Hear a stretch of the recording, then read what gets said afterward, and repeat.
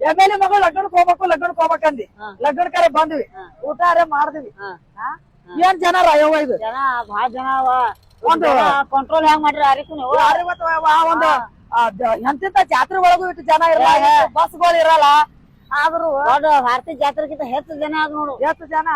ಇಂತ ಪುಣ್ಯವಂತರ ಹೊಟ್ಯಾಗ ಹುಟ್ಟಾಕ ಮಗಳು ಎಷ್ಟು ಪುಣ್ಯ ಮಾಡಿರ್ಬೇಕಂತ ಬಾಳ ಪುಣ್ಯ ಮಾಡ ಅಲ್ಲ ನೋಡ್ರಿ ಇಂತ ಒಂದು ಒಳ್ಳೆ ವ್ಯಕ್ತಿಗೆ ಇಷ್ಟು ಜನ ಬರ್ತದ ಹೌದಲ್ಲ ಆ ಮಗಳು 100 ವರ್ಷ ಚೆನ್ನಾಗ್ ಬಾಳ್ಯವ ಅವ್ರ ಕೊಟ್ಟ ಮನ್ಯಾಗ ಚಂದಾಗಿರ್ಲಿ ಅವ್ರ ಸಂಸಾರ ಇನ್ನು ಸಾಗರದಂಗ ಹರಿತಾ ಇರ್ಲಿ